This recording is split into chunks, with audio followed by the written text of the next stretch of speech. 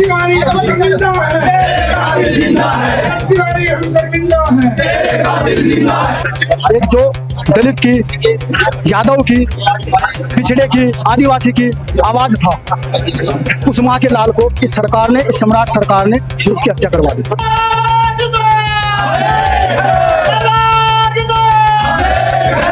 भगत तिवारी के रूंगा, परंतु बिहार सरकार के द्वारा उसको जिस तरह फर्जी एनकाउंटर करके मारा गया, हम उसका विरोध करते हैं और उन लोगों के खिलाफ हत्या का मुकदमा दर्ज कराने की अपील करते हैं।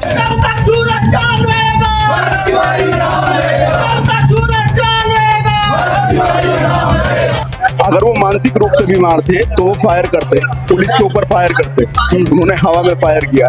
इस समय आप देख सकते हैं मैं सहारनपुर में हूं और भरत तिवारी का जिस तरीके से 17 जून में फर्जी एनकाउंटर कर दिया गया, उसके बाद तमाम लोगों में रोष है और पूरे भारत में इस चीज की आवाज उठ रही है। और आप देख सकते हैं मेरे पीछे आपको युवा दिखाई दे रहे होंगे जो शहीद भगत सिंह का हाथ में लेकर ये चल रहे हैं और इनका साफ तौर पर कहना है कि बिहार पुलिस ने बहुत गलत तरीके से ऐसा किया है। हम बातचीत करने की भी कोशिश करेंगे यहाँ पर जो लोग हैं। भाई साहब कैसे देखते हैं जो ये पूरा कार्यक्रम हुआ है, इस पर क्या कहना है? कोई कार्यक्रम नहीं है, एक देश शहीद क्रांतिकारी अंग्रेजों के टाइम में देश को आजादी कराने के लिए जन्म लिया था, इस कलयुग में दोबारा भगत सिंह भगत तिवारी के रूंगा, परंतु बिहार सरकार के द्वारा उसको जिस तरह फर्जी एनकाउंटर करके मारा गया, हम उसका विरोध करते हैं और उन लोगों के खिलाफ हत्या का मुकदमा दर्ज कराने की अपील करते हैं। उसी के लिए आज हमारा यहाँ श्रद्धांजलि सभा थी। अब डीएम साहब को हम ज्ञापन देंगे। तो आप देख सकते हैं और यहाँ पर आत्मनिर्भर के कैसे देखते हैं, क्या कहना चाहेंगे? अरे वो जो पुलिस वाले हैं गिनती के, वहाँ का जो डीएम है, वहाँ के जो अधिकारी हैं, उन्होंने उसे मारने का ऑर्डर दिया है। उनको उम्र कैद होने चाहिए, सस्पेंड होने के साथ साथ उम्र कैद उनको हो, ताकि उनकी आने वाली पीढ़ियां ये याद रखें कि इन्होंने, हमारे बड़ों ने किसी निरपराध की हत्या की है। किसी ने 1 करोड़ रुपए की मांग करी जा रही है कि 1 करोड़ रुपए उनके परिवार को। 1 करोड़ भी कम है। उस परिवार को आर्थिक सहयोग मिले, सरकारी नौकरी मिले और उसको न्याय मिले, अर्थात जिन्होंने उनकी हत्या की है उन सबको उम्र कैद की सजा हो। भगत सिंह से जोड़कर देखा जा रहा है, इस पर क्या कहेंगे? उसका कोई अपराधी रिकॉर्ड नहीं है, वो क्राइम थोड़ी किया उसने कोई क्राइम नहीं किया, उसका कोई आपराधिक रिकॉर्ड नहीं था। उसने सरेंडर कर दिया था, अपना हथियार फेंक दिया था।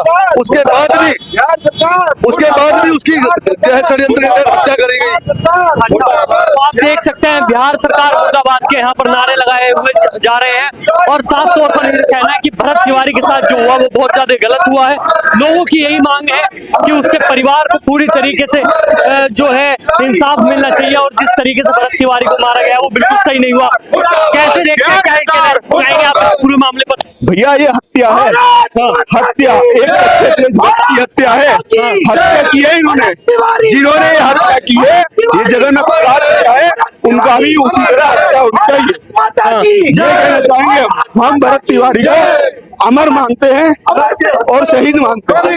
ये सरकार अत्याचार करने का काम कर रही है। एक समाज सेवी को, एक जो दलित की, यादव की, पिछड़े की, आदिवासी की आवाज था, उस माँ के लाल को इस सरकार ने, इस सम्राट सरकार ने उसकी हत्या करवा दी। कह रहे हैं कि एनकाउंटर हुआ है, वो गलत तरीके से चीजों को करते थे, एसडीएम को धमकी देते थे। आप कह रहे हैं उनकी हत्या कर दी गई? हत्या कर दी गई भाई, सीधा उसने लाइव चला रखी थी।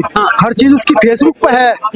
उसने लाइव चलाकर जो उसके पास हथियार था, उस हथियार को वहाँ के पुलिस को सौंप दिया कि आप ये लो, मैं अब सरेंडर करता हूँ। लेकिन उस हत्यारी पुलिस ने उस बालक की हत्या कर दी, जो बालक समाज की आवाज उठाता था, बाढ़ पीड़ित परिवार की लड़ाई लड़ने का काम कर रहा था। वहाँ का एसडीएम, डीएम, वहाँ का प्रशासन उसकी बात सरकार तक नहीं पहुँचाने का काम करता था, इसलिए मैं उसे इनकाउंटर बता रहे हैं। कह रहे हैं कि दिमाग में थोड़ी उनकी कमी थी। आपने देखा भी होगा, प्रशासन ने एक पूरा वो निकाला है, उसमें उन्होंने कहा है कि उनके दिमाग में कुछ कमियां थी, जिसके कारण हम उनको चाहते थे कि उनको अपने पास लेकर और उनको अच्छे हॉस्पिटल में दिखाया जाए। ये बात चल रही है। जो क्रांतिकारी होता है वो पागल होता है।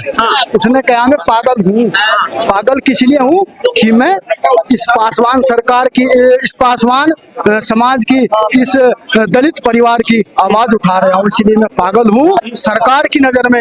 लेकिन वहाँ दलित, आदिवासी, यादव, पिछड़े समाज के लोग आज रो रहे हैं। वे कह रहे हैं कि हमारे भगवान सम्राट सरकार ने छीन लिया। अच्छा, आज आपने ज्ञापन दिया है, उसमें ज्ञापन में आपने कौन कौन सी मांगों को रखा है? हमारी मांग है परिवार को सरकारी नौकरी दी जाए, 1 करोड़ रुपए परिवार उस परिवार को दे, और जो हत्यारे हैं पुलिस वाले, उन पर हत्या का मुकदमा दर्ज कर उन्हें जेल में डालने का काम किया जाए, ये हमारी मांग है। अच्छा, आप कैसे देखते हैं जिस तरीके से ये कहा जा रहा है कि भगत सिंह से जोड़कर देखा जा रहा है, उस पर क्या कहना चाहेंगे? भगत सिंह किसके लिए शहीद हुए? अपने पूरे देश के लिए शहीद हुए हैं। और उसी प्रकार भरत तिवारी भी अपने गांव, अपने समाज के लिए शहीद हुए हैं। अगर कोई भी व्यक्ति अपने समाज के लिए, अपने गांव के लिए अगर आवाज उठा रहा है तो वो अपराधी नहीं है, उसे शहीद का ही दर्जा दिया जाना चाहिए, क्योंकि वो अपने गांव समाज के लिए शहीद हुआ है। लेकिन उनके पिताजी और उनके भाई के ऊपर भी मुकदमा, आपने देखा होगा कि उनके ऊपर भी मुकदमा लिख दिया गया है, उसको कैसे देखते हैं? ये बड़ा दुर्भाग्य है कि उनका ही पुत्र अब इस दुनिया में नहीं रहा और अब उनके माँ बाप पर मुकदमा दर्ज कर दिया गया है। ये बहुत बड़ा दुर्भाग्य है। वो कोई अपराधी नहीं था, अपराधी किस्म का होता तो कार्रवाई बनती थी। न उसने कोई बलात्कार किया, न उसने कोई डकैती डाली, न उसने कोई चोरी चकाटी की, ठीक है ना। जिस प्रकार से उसकी निर्मम हत्या कर दी गई है, एनकाउंटर नहीं हुआ, उसकी निर्मम हत्या की गई है वहां के प्रशासन द्वारा, ये बहुत ही निंदनीय है। समाज इसे बर्दाश्त नहीं करेगा। और आज जनपद शाहपुर की पवित्र धरा से ये एक मैसेज दिया है और एक चेतावनी दी है बिहार सरकार को कि इस जो इन्होंने ये अपना रवैया अपनाया हुआ है, इसे वापस ले ले, अन्यथा आने वाले चुनाव में मुंह तोड़ जवाब देने का ये समाज करेगा। अच्छा, लेकिन एक बात और कही जा रही है, आप जैसे युवा है तो ये कहा जा रहा है कि तिवारी थे इसलिए जनता इतना रोष में है, अगर जो और कोई होता, कोई अब्दुल होता तो इतना कोई रोष ना करता। बिल्कुल सही बात कही गई, क्योंकि जिस प्रकार से लगातार सरकार के द्वारा ब्राह्मण समाज को टारगेट किया जाने का काम किया जा रहा है, तो आक्रोश तो बनता ही है।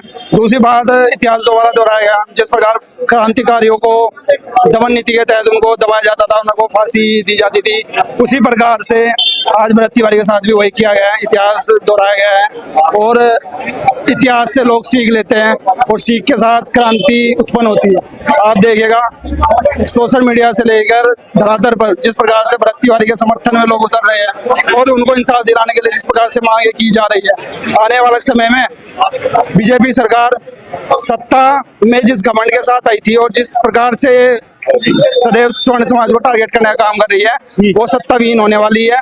और ये ब्रह्म हत्या करके जो उन्होंने पाप किया है, इसका भुगतान उन्हें जल्द होगा।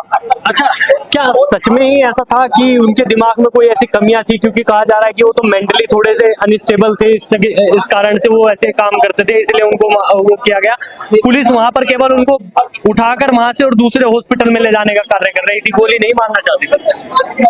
आप उनका सोशल मीडिया अकाउंट देख सकते हैं। अगर वो मानसिक रूप से बीमार थे तो उनका सोशल मीडिया देखिए ना, उनके सोशल मीडिया पे क्या है। अगर वो मानसिक रूप से बीमार थे तो वो फायर करते, पुलिस के ऊपर फायर करते, उन्होंने हवा में फायर किया। ये एक स्वर्ण समाज का व्यक्ति मरा है, एक ब्राह्मण समाज का व्यक्ति मरा है। ये अगर कोई मुस्लिम या दलित होता तो ये राजनीतिक गिद्ध वहां पर अपना डेरा जमाए हुए होते। ये सिर्फ एक स्वर्ण समाज का क्रांतिकारी था, इसलिए किसी राजनीतिक पार्टी को इससे कोई मतलब नहीं।